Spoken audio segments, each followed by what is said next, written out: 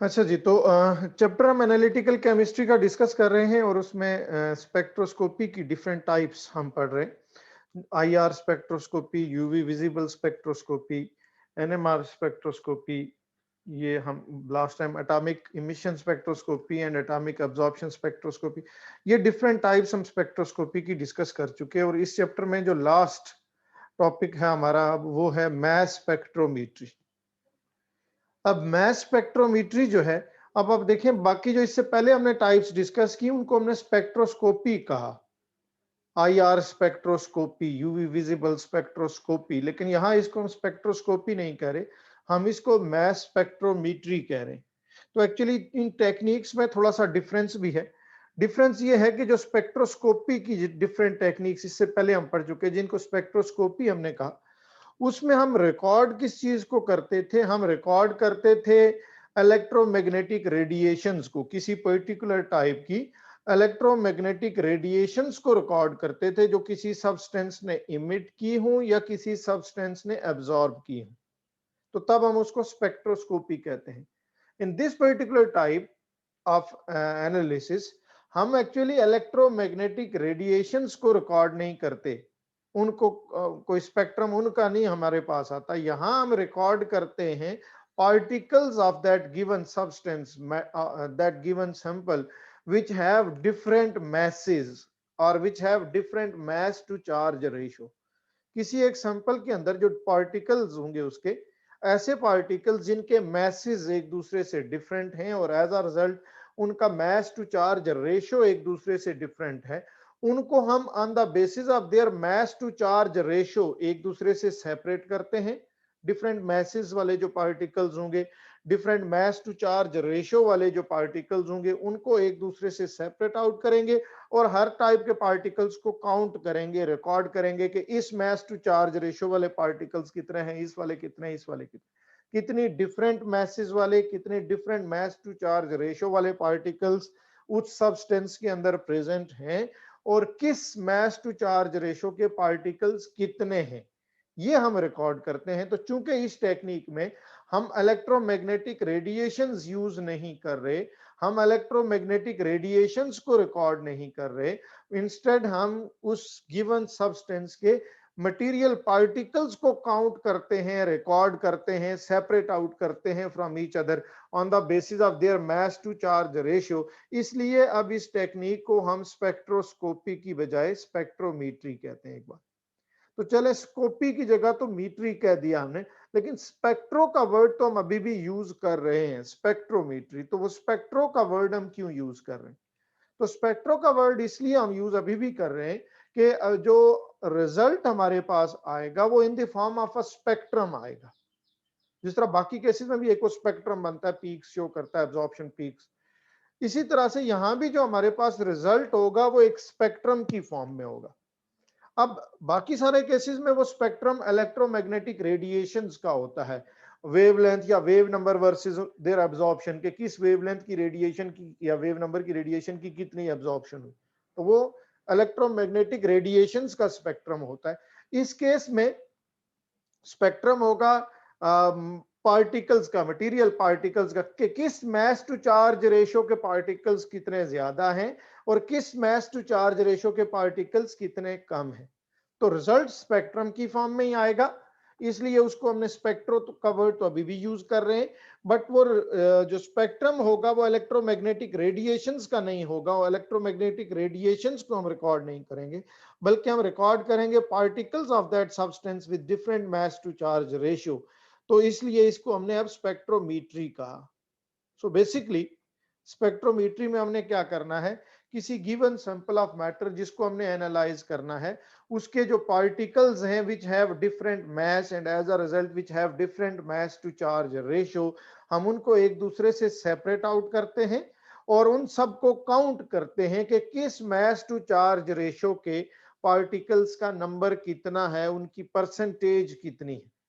वो रिजल्ट एक स्पेक्ट्रम की फॉर्म में आएगा जिसमें हमारे पास उनकी मैस टू चार्ज रेशियो होगी ऑन दी एक्स एक्सिस और वाई एक्सिस के ऊपर उनकी परसेंटेज होगी कि इस मैस टू चार्ज रेशियो के पार्टिकल्स इतने परसेंट है उस सब्सटेंस के अंदर, इस मैस टू चार्ज रेशियो के पार्टिकल्स इतने परसेंट है, इतने परसेंट है, एंड सो।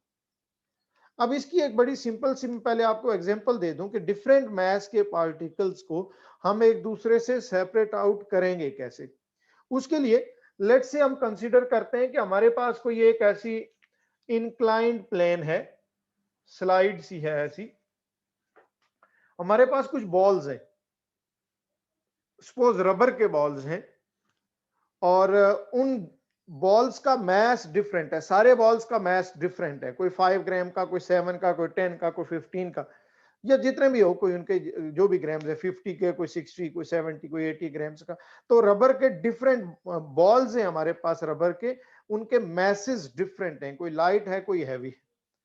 उन सारे रबर के बॉल्स के अंदर उनके सेंटर में एक आयरन कोर है, यानी कोई शायद आपने देखा हो, बचपन में हम खेला करते थे, ये एक रबर की टाइप का बॉल मिलता था, ये बाहर से रेड सा हार्ड बॉल की शेप का होता था, लेकिन वो रबर का होता था, और वो कहीं क्रिकेट खेलते हुए बाद में टूट जाता था, और वो टूट जाए तो उसके अंदर से लकड़ी का एक पीस निकलता था, एक क्यूबिक सा पीस वुड का सेंटर में होता था, और बाहर वो रबर का बॉल होता था।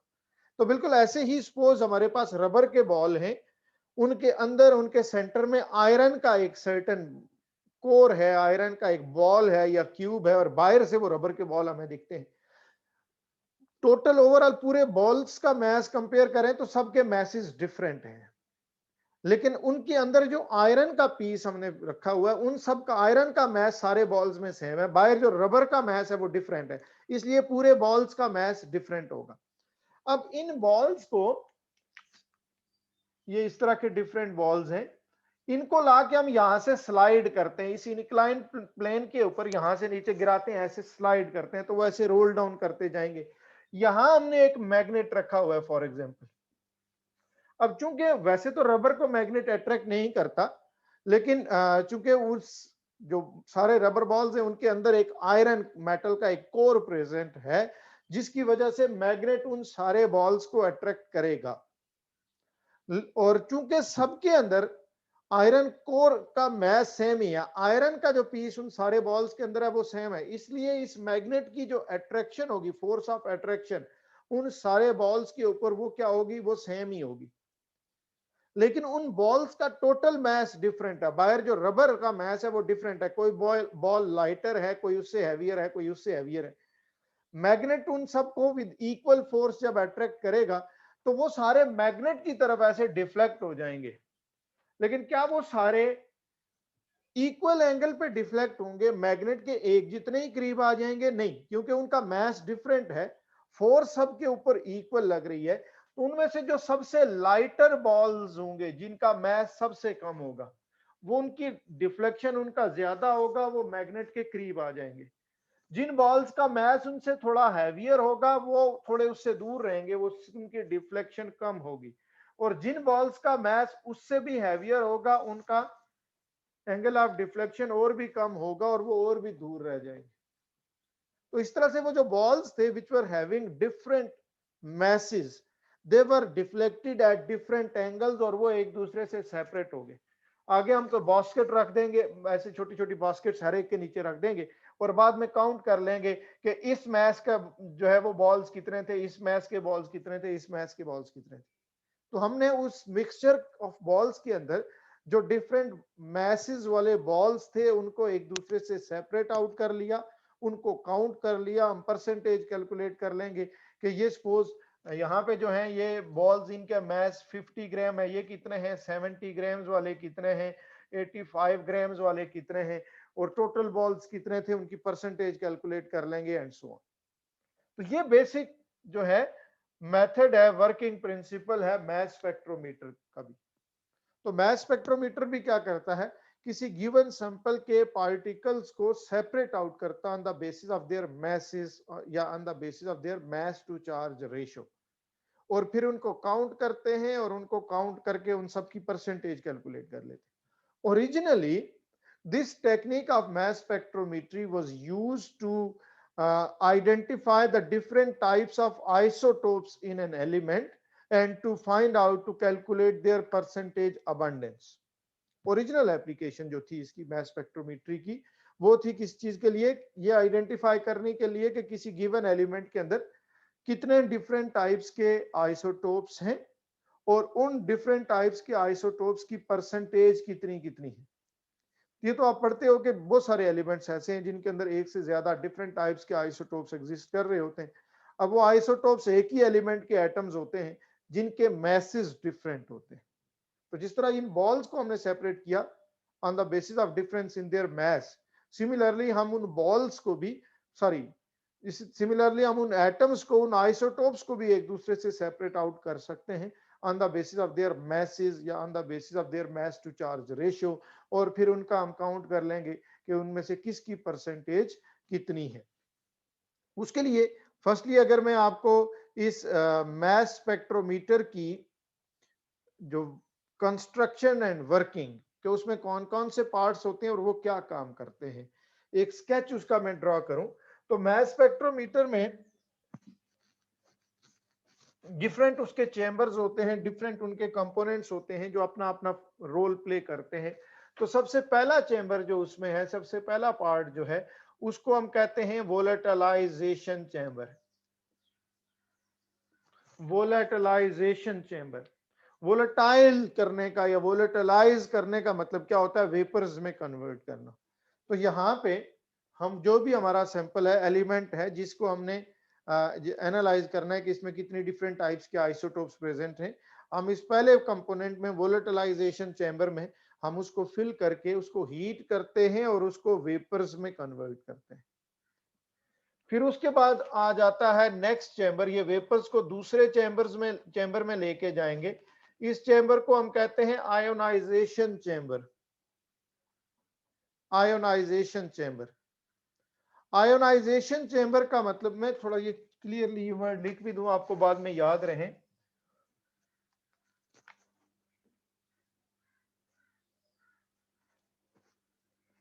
First chamber then second chamber. First chamber को हमने कहा वोलेटिलाइजेशन,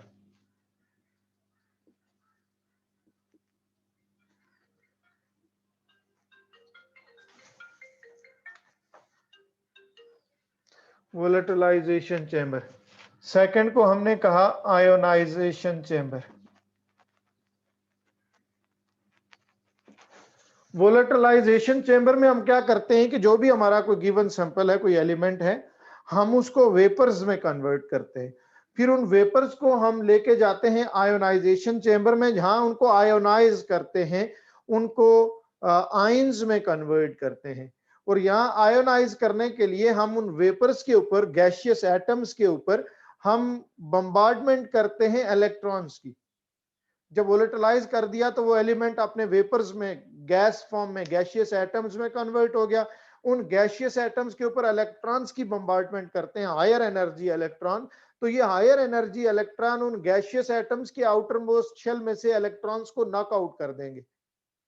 क्योंकि इलेक्ट्रॉन इलेक्ट्रॉन को रिपेल करता है, तो ये हायर एनर्जी इलेक्ट्रॉन्स की जब बम्बार्डमेंट करेंगे तो ये उन गैसियस एटम्स के आउटर मोस्ट शेल में से इलेक्ट्रॉन्स को नॉकआउट कर देंगे, रिमूव करेंगे, जिससे वो गैसियस एटम्स किस में कन्वर्ट हो जाएंगे, पॉजिटिव आयंस में कन्वर्ट हो जाएंगे।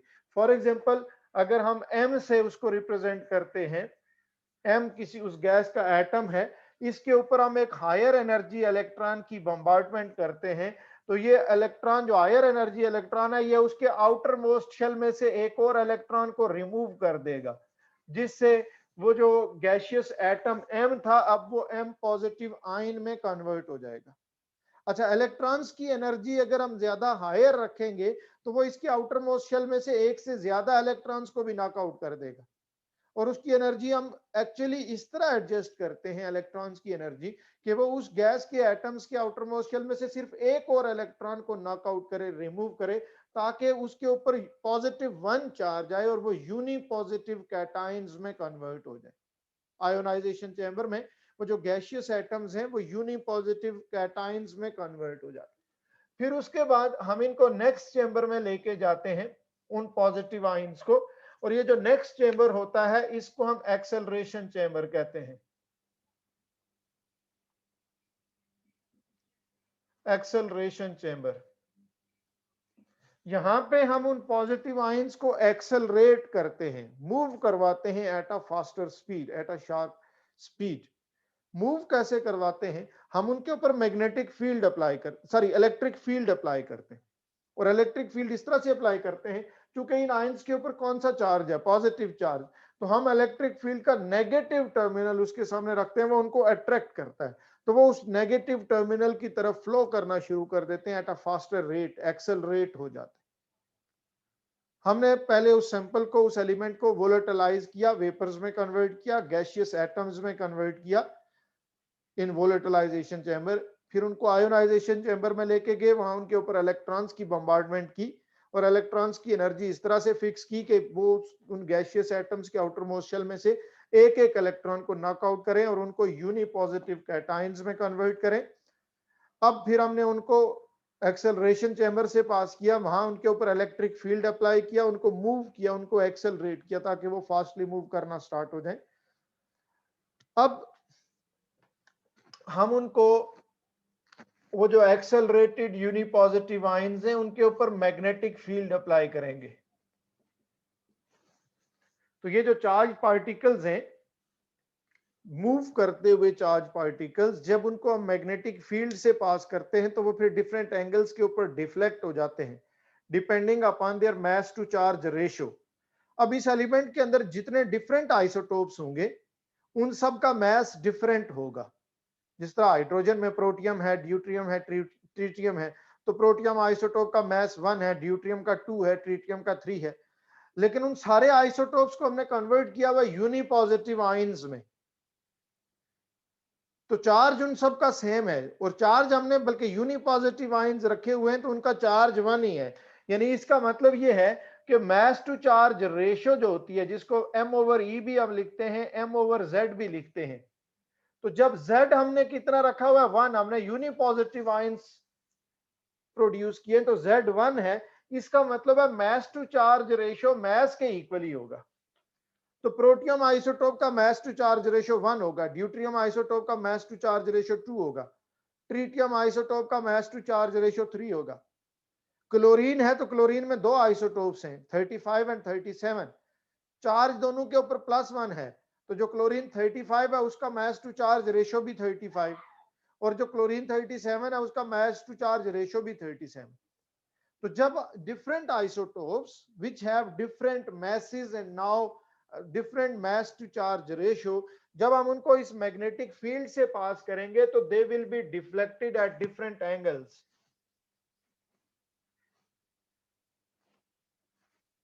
उसी तरह से जिसका मास टू चार्ज रेशियो सबसे ज्यादा होगा उसका एंगल ऑफ डिफ्लेक्शन भी ग्रेटर होगा।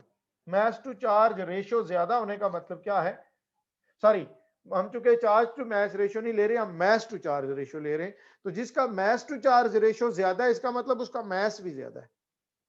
चार्ज तो सबका सेम है और मास ज्यादा है तो एंगल ऑफ डिफ्लेक्शन कम होगा।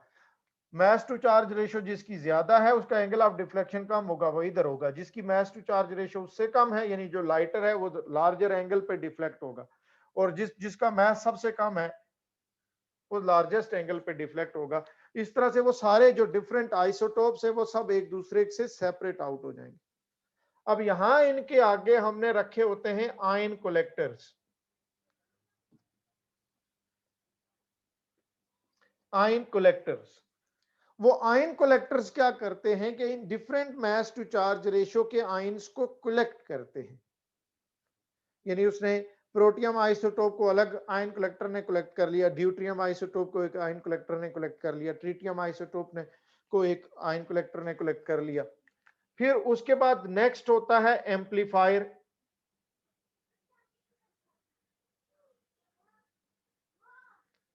एम्पलीफायर एम्पलीफायर क्या करता है कि उन आयंस के चार्ज को करंट में कन्वर्ट करता है। आयन कलेक्टर्स ने आयंस कलेक्ट किए, एम्पलीफायर उन आयंस के चार्ज को करंट में कन्वर्ट करेगा।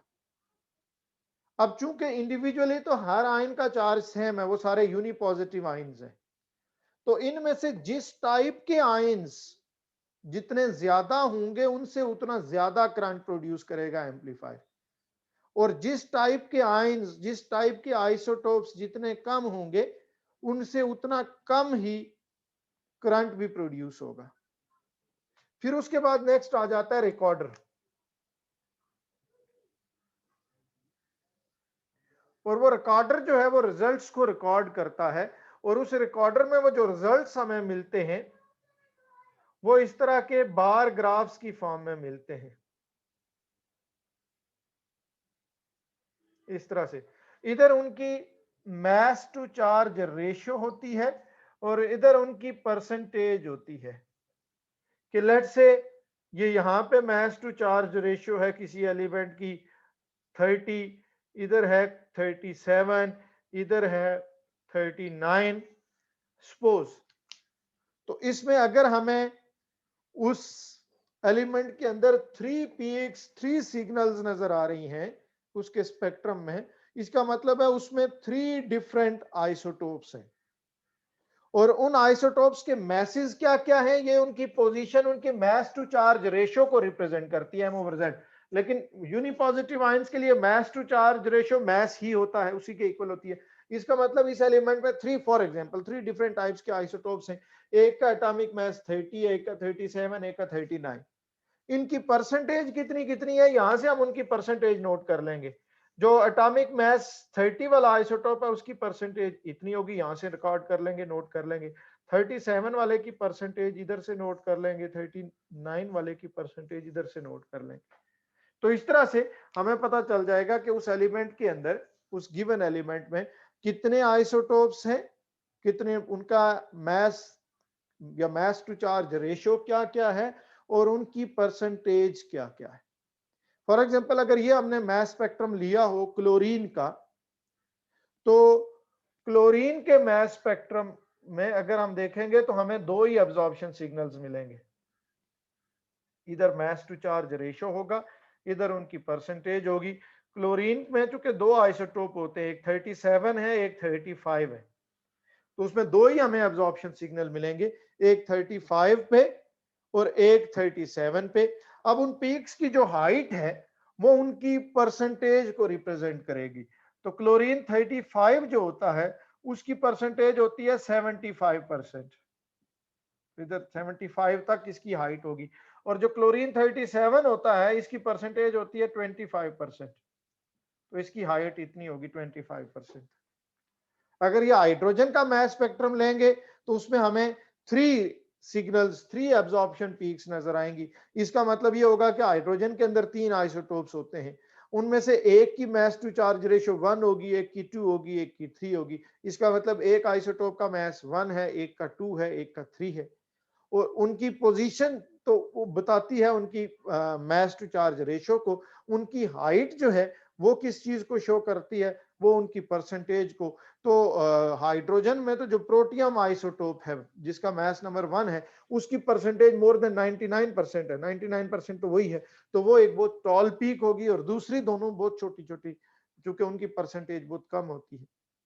तो इस तरह से ये बेसिक इसकी एप्लीकेशन थी मास स्पेक्ट्रोमेट्री की। ओरिजिनली हम इसको यूज करते थे किसी एलिमेंट के अंदर नंबर ऑफ आइसोटोप्स फाइंड करने के लिए कि उसमें कितने डिफरेंट टाइप्स के आइसोटोप्स हैं, उनके मैसेज फाइंड करने के लिए कि उनके रिलेटिव एटॉमिक मैसेज क्या क्या हैं, उनकी परसेंटेज अबंडेंस फाइंड करने के लिए कि नेचुरल एलिमेंट के अंदर कौन से आइसोटोप की परसेंटेज कितनी है। ये सारी डिटेल्स फाइंड करने के लिए ओरिजिनली हम इस मास स्पेक्ट्रोमेट्री को यूज करते थे। लेकिन with the passage of time फिर इस मास स्पेक्ट्रोमेट्री को हमने ऑर्गेनिक मॉलिक्यूल्स की एनालिसिस के लिए भी यूज किया। आपकी बुक में नए एडिशन में ये एग्जांपल जो कुछ डिस्कस की हुई थी ऑर्गेनिक मॉलिक्यूल्स की, अब वो नए एडिशन में उसको निकाल दिया गया है, लेकिन पुराने एडिशन की बुक्स में उसको वो था एडिट। आपको जाहिर आपसे पूछा तो नहीं जाना चाहिए, लेकिन मैं थोड़ा सा ब्रीफली आपको बता दूं कि हम अब इस मास स्पेक्ट्रोमेट्री को किसी ऑर्गेनिक कंपाउंड की आइडेंटिफिकेशन के लिए भी यूज करते हैं। अब ऑर्गेनिक कंपाउंड की आइडेंटिफिकेशन के लिए फॉर एग्जांपल हमारे पास पेंटानोन है और उसके दो हमारे पास आइसोमर्स हैं, 2 पेंटानोन भी है और 3 पेंटानोन भी है। ये 2 पेंटानोन है और 3 पेंटानोन फिर इस तरह से होता है।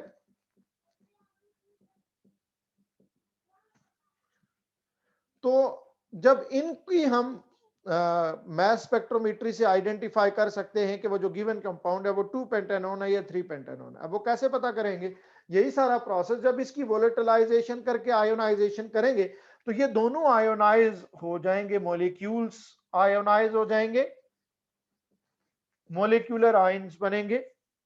अब इन मोलिकुलर आयंस की जो मास टू चार्ज रेशियो, चार्ज तो पॉजिटिव 1 है, मोलिकुलर मास दोनों का सेम है, मेरे ख्याल में 86 बनता है। मैं इसको कैलकुलेट कर रहा हूं, ये 15 है, 28 है, 14 14 एंड देन 15, 14 14 एंड 15, तो 5 और 9 13 21 और 26, 2 1 3 5 6 7 8 86 है। तो एक तो मास टू चार्ज रेशियो जो है इस मॉलिक्यूलर आयन की कितनी होगी, 86 होगी, इसकी भी कितनी होगी, 86 होगी। तो वो तो फिर दोनों का एक ही जगह पे दोनों के स्पेक्ट्रम में सिग्नल बनेगा, उससे तो हमें डिफरेंस पता नहीं चलेगा। लेकिन एक दूसरी चीज होती है कि जब हम इन ऑर्गेनिक मॉलिक्यूल्स को वोलेटिलाइज कर रहे होते हैं, यहाँ हीट करते हैं, वेपर्स में कन्वर्ट करते हैं, तो चूंकि ऑर्गेनिक कंपाउंड्स थर्मली अनस्टेबल होते हैं तो वो ब्रेक डाउन भी हो जाते हैं। जब वो ब्रेक डाउन होते हैं उनसे फ्रेगमेंट्स बनते हैं और वो फ्रेगमेंट्स यहां जाके आयोनाइज होते हैं तो साथ कुछ फ्रेगमेंट आयंस भी बन जाते हैं। अब जब ये मॉलिक्यूल्स ब्रेक होते हैं तो हर मॉलिक्यूल के ब्रेक होने का पैटर्न अपना है डिपेंडिंग अपॉन इट्स स्ट्रक्चर, और उनसे जो फ्रेगमेंट्स बनेंगे और जो फ्रेगमेंट आयंस बनेंगे वो डिफरेंट होंगे दोनों से। फॉर एग्जांपल इस मॉलिक्यूल के ब्रेक होने की पॉसिबिलिटीज और फ्रेगमेंटाइजेशन की क्या क्या पॉसिबिलिटीज है। फॉर एग्जांपल अगर ये यहां से ऐसे ब्रेक हो तो एक फ्रेगमेंट ये वाला बनेगा और फिर ये आयोनाइज हो जाएगा, दूसरा फ्रेगमेंट ये बनेगा और ये भी आयोनाइज हो जाएगा, यूनिपॉजिटिव कैटायन में कन्वर्ट होगा। अब इसका जो molecular mass to charge ratio होगी 15 प्लस 28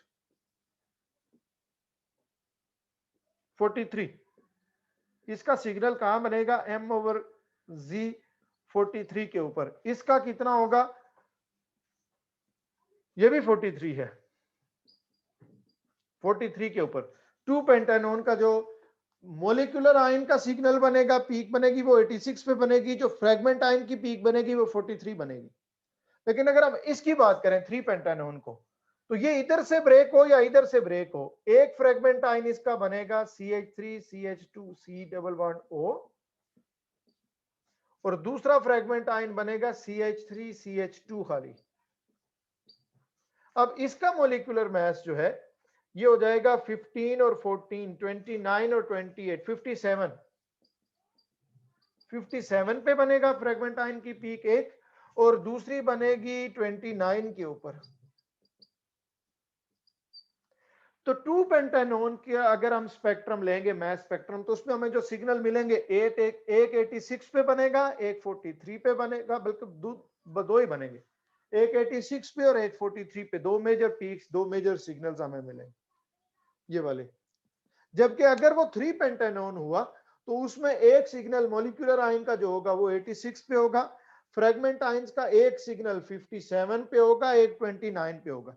तो देखो मॉलिक्यूलर फॉर्मूला दोनों कंपाउंड्स का सेम है, वो पेंटानोन है, दोनों में 5 कार्बन है, कीटोन्स हैं, लेकिन स्ट्रक्चर अब डिफरेंट हो सकती है, वो 2 पेंटानोन हो सकता है, वो 3 पेंटानोन हो सकता है। तो ये आइडेंटिफाई करने के लिए कि अब वो 2 पेंटानोन है या 3 पेंटानोन है, हम ये मास स्पेक्ट्रोमेट्री यूज करेंगे और उसका स्पेक्ट्रम लेंगे। अगर उसके स्पेक्ट्रम में एक हमें सिग्नल मिलता है m ओवर z 86 के ऊपर और एक 43 के ऊपर, दो ही सिग्नल, तो इसका मतलब होगा वो 2 पेंटानोन है। और अगर उसमें हमें सिग्नल एक मिलता है 86 के ऊपर, एक 57 के ऊपर और एक 29 के ऊपर, तो इसका मतलब है कि अब वो 3 पेंटानोन है। तो इस तरह से ओरिजिनली तो हम इस मास स्पेक्ट्रोमेट्री को यूज करते थे एलिमेंट्स की एनालिसिस के लिए, उनके अंदर different types of isomers, number of isomers, उनके मास टू चार्ज रेशियो और उनकी परसेंटेज फाइंड करने के लिए। लेकिन with the passage of time हमने उसको ऑर्गेनिक मॉलिक्यूल्स के ऊपर भी अप्लाई किया और ऑर्गेनिक कंपाउंड्स की जो एनालिसिस है, स्ट्रक्चरल एनालिसिस, उसके लिए भी हम उनको यूज कर सकते हैं। तो विद दिस ये हमारा जो चैप्टर है एनालिटिकल केमिस्ट्री का, ये चैप्टर कंप्लीट होता है।